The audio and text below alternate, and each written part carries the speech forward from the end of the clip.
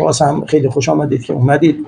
خب خونه خودتونه، شما میدونید که این بانوان خیلی فعالتر از آقایان هستن، یعنی اتحادشون هم ماشاءالله خیلی بهتر و باعث افتخار ماست.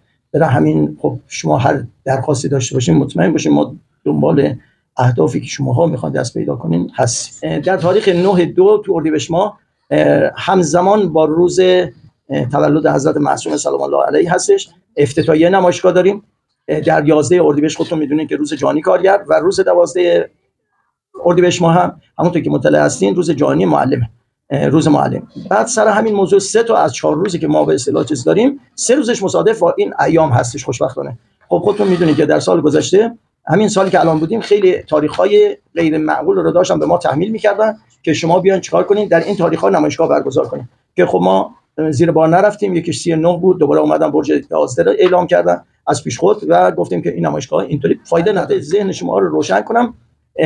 ببینید من خودم چون یک دوره دیگه مسئولیت داشتم در تاریخ 11 اردیبهشت ماه روز جهانی کارگر یا افتتاحیه داشتیم یا اختتامیه داشتیم. الانش هم اینو میخوایم کتابیش کنیم ان شاء الله به خواست خداوند متعال. همین موضوع ان شاء الله این تصویب شد. یعنی ما جای دیگه مد نظر داشتم، خودتون مطلع هستین که من کجا میخواستم به اصطلاح نمایشگاه رو برگزار کنم، ولی دیگه آخرین نشستایی که داشتیم 3-4 روز پیش به تفاهم رسیدیم، رو کاغذ اومد.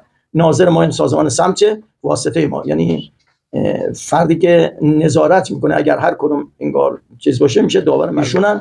که خب ما میدونیم که زیر مجموعه سازمان سمت هستیم، اتاق اصناف و سازمان سمت دیگه انگار رئیس ما اونها هستن، ولی اونها عملا کاری به این کارا ندارن، فقط نظارت میکنن که آیا اینشون به تعهدات خودش عمل میکنه یا نه. و این به نظرم یک خبر خیلی خوشی باشه برای شما بزرگوارا، برای تولید کننده های من به خصوص، برای هر کسی که در هر زمینه. حتی ما رفتیم یک سالن دیگه هم به زودی ملحق میشه به خود نمایشگاه به نام سالن خلیج فارس، که اصلا اون رو گفتیم لاکچری، اصلا مال جواهر فروشا باشه.